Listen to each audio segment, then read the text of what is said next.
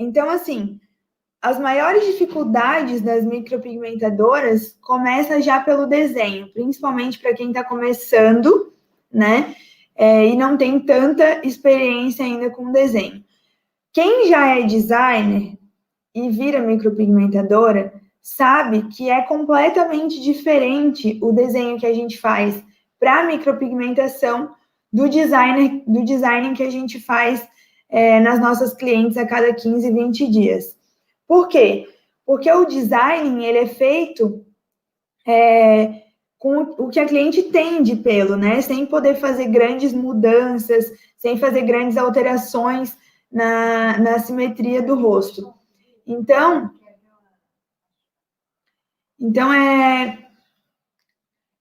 é necessário que a gente saiba que é bem diferente a gente fazer o design para quem é a nossa cliente de design a cada 15 dias e o design para micropigmentação, ele é completamente diferente. Quando a cliente chega para fazer uma micropigmentação, ela quer fazer a correção da assimetria que todas as pessoas têm, né? Que é normal. Então, a gente precisa trabalhar com bastante coerência e trabalhar sempre, uma dica que eu dou para vocês é trabalhar sempre em cima da linha óssea da cliente. Quanto mais tu trabalhar em cima do ossinho, mais correto tu vai fazer o desenho e com menos intercorrência. Porque o que acontece? Quando a gente começa, normalmente, a gente quer fazer uma grande mudança, né? A gente quer deixar a cliente mais bonita, com o olhar levantado, aí a gente aprende que quando a cauda aqui vem muito para baixo, fica muito caído o olhar e a gente quer levantar. Muitos profissionais ensinam e também praticam, né, dessa forma, tirar o rabinho da cliente, né, tirar essa cauda, esse finalzinho do pelo, para poder levantar. Eu já trabalhei dessa forma também. Mas eu digo para vocês que isso causa uma intercorrência no futuro, porque o que a cliente mais quer na vida, o que a gente mais quer na vida, é ter pelos de verdade, né? É ter uma sobrancelha bem peluda. Então, às vezes, 1, 2 pelinhos que a cliente tem, aquilo para ela é tudo. E aí tu vai lá e vai tirar. Na hora, com o desenho, com tudo, ela não vai se importar, ela vai aceitar. Mas no futuro ela vai se arrepender. E você também vai se arrepender. Porque dá para trabalhar em cima do pelinho da cliente e ainda assim fazer um bom design, fazer um design que vai deixar ela com um olhar mais harmônico, um olhar mais levantado. O que normalmente eu faço? Quando o olhar é muito caído, né? Essa cauda é muito caída, muito para baixo, eu tiro um pouquinho, mas eu não tiro a cauda inteira. Uma dica é sempre a gente calcular no mínimo 2 centímetros. Só que é 2 centímetros daqui a aqui, né? Do olho, no finalzinho do olho, até a sobrancelha. E 2 centímetros também para o iniciozinho do cabelo, aqui na têmpora, da sobrancelha ao cabelo. Eu já vi, como eu trabalho com laser, eu vejo muitos erros no design, né? E quem é micropigmentador sabe que o design é a primeira coisa, é a coisa que a profissional tem que ter mais habilidade, mais consciência de fazer o certo. Porque um design mal feito pode destruir a autoestima de uma cliente, pode deixar ela com depressão. Então, a gente tem que cuidar muito na hora de fazer o design.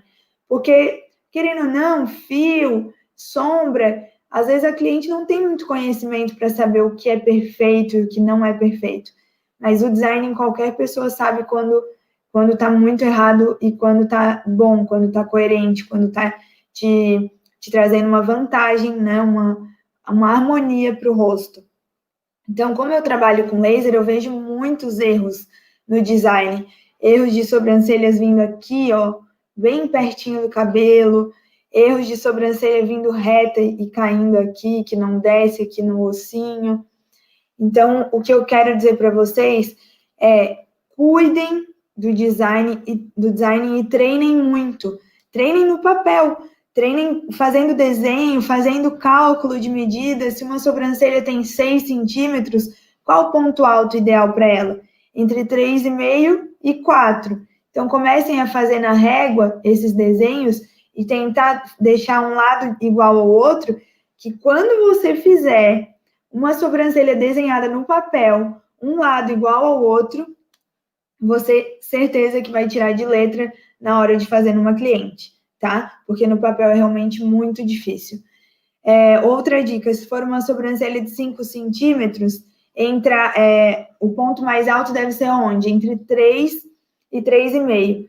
O ponto mais alto nunca pode ser metade do tamanho total da sobrancelha, porque senão ela vai ficar um triângulo, tá? Então, cuidem com isso. Eu faço o desenho muito rápido, e isso é uma vantagem para mim, porque traz muita confiança para a cliente. Quando a gente fica demorando muito, e eu já demorei, quando eu comecei, eu demorava 1 hora para fazer o desenho, tu acaba deixando a cliente insegura, porque no que tu fica olhando e corrigindo, a cliente acaba achando que você não está conseguindo fazer. Ou que tem alguma coisa errada com ela, ou que tem alguma coisa errada com você. Então, treine no papel para você entregar confiança para sua cliente, ela conseguir e ela, né, confiar de cara ali, porque você fez rápido e você fez uma coisa boa que deixou ela em harmonia. A escolha da cor é outra coisa que as pessoas têm muita dificuldade em escolher.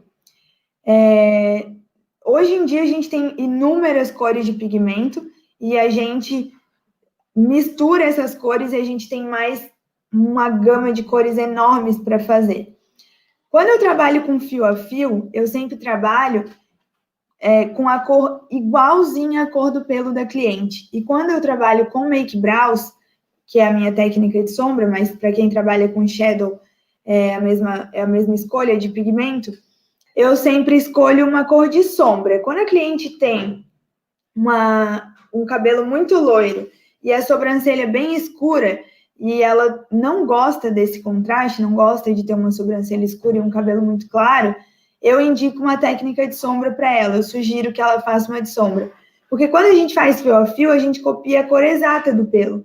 Então, se a pessoa já tem uma sobrancelha escura e a queixa dela é de ela não querer mais uma sobrancelha escura, ela quer fazer um fio a fio mais claro, eu sugiro que ela faça uma técnica de sombra para que a gente possa colocar uma cor mais clara. Porque quando a gente faz uma técnica de sombra, a gente copia tons de sombra. Então, a gente consegue, sim, fazer um tom mais claro, mesmo numa pessoa que tem um pelo escuro, quando a gente faz a técnica de sombra. Mas quando escolhe fio a fio, não. A gente tem que fazer exatamente a cor do pelinho, tá? Então, para quem está começando, sempre erra pro menos, né? Escolhe uma cor mais clara, que no retoque, se precisar, você possa escurecer um pouquinho. Para quem já é mais experiente, como eu já trabalho há muito tempo, hoje, e eu sei que a minha mão é muito leve, eu tenho a certeza de que a minha mão é muito leve, eu normalmente escolho uma cor mais escura, para quando clarear, 30 dias depois, ficar exatamente a corzinha do pelo dela. Então, se vocês tiverem dificuldade em escolher a cor para cliente de vocês, vou dar uma dica. Pega uma gotinha de pigmento, e pode ser pura, ou você pode misturar e ir fazendo misturinhas, né, para ver a degradação, e coloca numa folha sulfite, molha o dedinho e esfrega, assim, numa folha sulfite. Quando chegar lá no final, a cor vai estar mais ou menos a cor que vai cicatrizar na pele. Então, você pode ir misturando uma gotinha do castanho mais escuro, uma gotinha do castanho médio, em proporção. Vamos dizer que tu use 5 gotas. Usa 3 do castanho escuro para 2 do claro. E assim vai fazendo uma proporçãozinha para você ver que cor que vai ficar no final essa sobrancelha. Isso para quem não tem ainda muita experiência, não tem muitas clientes, é uma dica que eu sugiro que as minhas alunas fazem para ver que cor que essa sobrancelha vai ficar, certo? Se vocês não quiserem gastar o pigmento fazendo misturas, só coloca ele no papel puro, que você já vai ter uma ideia da diferença entre o escuro, o claro, o médio. Isso vai ajudar bastante vocês, certo? Outra dificuldade muito grande que as profissionais têm é de retocar o fio. Eu, desde sempre, trabalho dessa forma, retocando os fiozinhos. E eu vejo muitas profissionais não trabalhando dessa forma e trabalhando com uma passada só. Só que existe um problema quando você trabalha com uma passada só. Você é obrigado a ter a mão mais pesada e você acaba não tendo a cor fiel que você poderia ter se você tivesse a mão extremamente leve e ir repassando esse fio várias vezes. Quando eu repasso, eu não coloco peso nenhum na mão, nenhum, zero peso. Na verdade, nem na primeira passada eu não coloco peso. O meu segredo é esticar bem a pele, esticar o máximo possível. E eu sempre falo para as minhas alunas, e para quem está aqui, eu espero que vocês tentem fazer isso, é esticar com 3 dedinhos. Esses dois, né, eu estico para cima, e esse dedinho aqui eu puxo a sobrancelha. Eu não puxo para baixo, porque esses meus 2 dedos vão subir tanto a sobrancelha que esse aqui só vai esticar a ponto dela ficar reta, muito, muito, muito esticada. Isso vai fazer com que você não precise colocar peso na sua mão. Quanto mais você esticar, menos peso você vai colocar. A profissional, ela só coloca peso e acaba abrindo demais essa pele, acaba tendo resultados muito acinzentados, chumbados, quando ela não está esticando o suficiente e ela acaba tendo que colocar um pouquinho mais de peso para poder fazer a abertura dessa pele e o pigmento entrar. Então, experimentem esticar muito bem essa pele e colocar, tipo, eu até falei para uma aluna essa semana, não coloca peso, faz de um jeito que tu vai achar que não vai pegar. Tipo, tão leve que tu vai pensar, não, desse jeito não vai pegar. Vai pegar. Se tiver bem esticado, vai fazer o fiozinho, vai ficar fininho e vai ficar com uma cor linda, linda, linda. Você pode ter um pigmento mais claro, você pode pegar o pigmento mais claro que você tiver. Se você tiver uma mão pesada, esse pigmento vai ficar escuro. Então, quando você pega uma cliente loirinha, bem clarinha, lemoa, polaca, se você pegar o seu pigmento mais claro e tiver a mão um pouquinho pesada, ele não vai entregar a cor que ele realmente poderia ficar, que seria a cor exata do pelo dela. Então, experimentem isso, estiquem bem a pele e não coloquem peso. Para fazer o retoque desse fiozinho, se a pele estiver bem esticada, você vai vir, você tem que enxergar muito bem, você vai colocar a agulha, a lâmina, no mesmo local, na mesma fissura, e você vai sentir uma valinha, você vai sentir a lâmina passando pelo local correto. Então, você não precisa que a pele esteja aberta para você conseguir retocar. Basta você enxergar muito bem, chegar próximo da sua cliente, né, da sobrancelha, e esticar bem a pele. Se ela estiver bem esticada, você vai conseguir retocar, tá? Ah, Carol, quantas vezes você retoca? Eu retoco quantas vezes forem necessárias para o pelinho ficar saturado. O que é saturado? É quando a cor, quando entrega a cor exata que eu quero para aquela sobrancelha. Quando ela tá escurinha, todo o fiozinho feito da mesma cor, não tá tipo o início clarinho, o final escuro. Isso quer dizer que você saturou no começo, mas no final não, onde tá mais claro não. Então você pode ir lá só nesse local e saturar, certo? Experimentem fazer isso, tentem na pele artificial primeiro.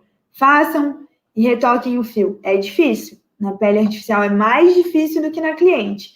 Mas experimentem, que quando vocês conseguirem fazer isso na pele artificial, vocês também vão conseguir fazer isso na cliente. E aí, me fala lá, me chama no direct e me fala se deu certo. Se você tiver dificuldade, me chama também, que eu vou tentar te ajudar, certo? Sobre a cicatrização, o que eu peço para a cliente fazer, né? Muitas profissionais pedem para não lavar, muitas profissionais pedem para não lavar só nos primeiros dias, depois sim. Qual é a minha opinião quanto profissional e quanto toda a experiência que eu tenho nesses 10 anos que eu já trabalho com sobrancelha? E que eu sou formada em estética também e acabo sempre trazendo um pouco do conhecimento que eu tive na faculdade, a experiência que eu tive com as minhas professoras, para poder... Deu uma travada aí, gente? Para poder trazer esse conhecimento também para a minha área da micropigmentação. Eu acho que a gente causa um ferimento na pele, a gente machuca, lesiona essa pele. Por mais que superficial, a gente abre a pele e dá uma machucada, né? Então, eu acho que tem que lavar sim, porque é um ferimento, né? A pele está aberta. Então, a gente precisa limpar esse ferimento, deixar esse ferimento extremamente limpo para não causar nenhuma infecção de pele, nenhuma sujeira entrar ali e acabar inflamando e ajudando na eliminação desse pigmento. Então, eu sempre peço para as minhas clientes lavarem a pele 2 vezes ao dia, desde o primeiro dia, eu peço para elas lavarem, por quê? Elas saem dali e vão para a rua, vão andar na rua, vão mexer no cachorro, vão botar a mão em algum lugar e sem querer coçar a sobrancelha. Então, eu não posso deixar essa sobrancelha 24 horas sem lavar e 24 horas pegando sujeira, botando sujeira dentro dessa pele, para o corpo enviar células de defesa que reconheçam essa sujeira e conseguir eliminar o pigmento junto com essas partículas do pigmento. Então, eu sou da seguinte opinião: lava, deixa essa pele bem limpa e passa uma pomadinha para proteger essa pele e não deixar nenhuma sujeirinha, nenhuma bactéria entrar ali e acabar inflamando ou causando alguma coceira, algum desconforto para o cliente, certo? Erros comuns, gente, que as profissionais têm muito. Padronizar os fios. Na minha opinião, isso não é interessante. Isso não é algo que você vai conseguir vender por um tempo. Mas vai chegar um momento que as clientes vão perceber que todas as suas clientes saem iguais, com a mesma trama de fios e o mesmo desenho. Então, eu sempre indico, né? Nos meus cursos eu ensino isso, né? Cada cliente já tem a sua própria trama. Deus já deu para ela uma trama natural, uma trama linda. Então é só você copiar. Se o pelinho dela vai para cima, você segue para cima. No momento da transição, tá indo para o lado, você vai para o lado. Se o pelinho dela faz assim, você faz assim também. Se eles são 3 fiozinhos para cima, copia 3 fiozinhos para cima. Ah, Carol, mas como que eu vou conseguir ter essa noção, ter essa visibilidade? Eu estou só começando. Treina. Treina todos os dias no papel. Quando você... Porque a gente sempre ensina uma trama básica, né? Para a aluna seguir aquilo ali. Quando você fizer perfeitamente a trama que foi lhe ensinada no curso, todos os dias no papel, e tu já está cansada, já está saindo e tá de olho fechado aquela trama, tá na hora de você começar a criar. Você começar a perceber o que as clientes têm, pega foto na internet. Se você não tem cliente todos os dias, pega foto na internet e começa a observar qual o segmento, o nascimento natural dessa sobrancelha. E se você conseguir, imprime uma foto da internet, pega um lápis e começa a desenhar. Oi, Andréia, tudo bem?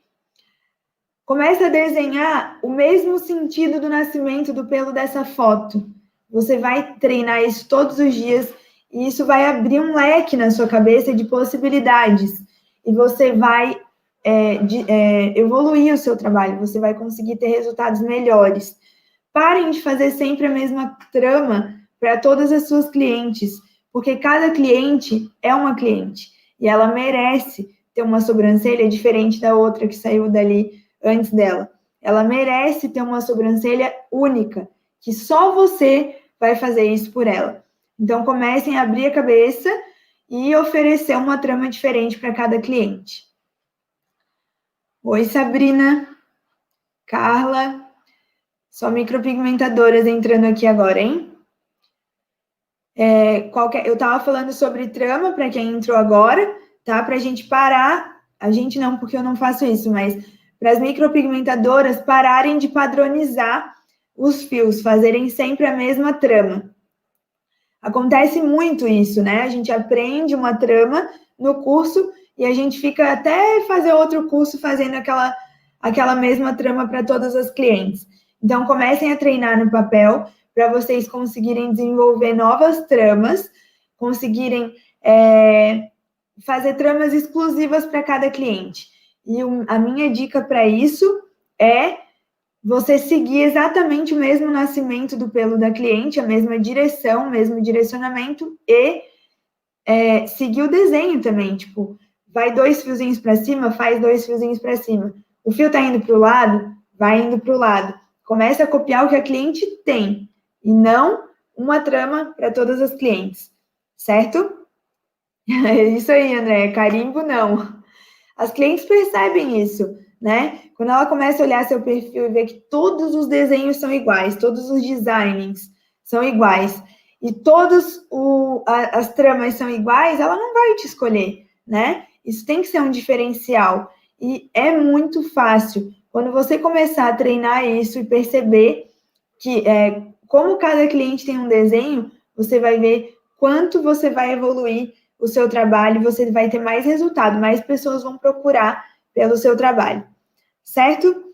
Outro erro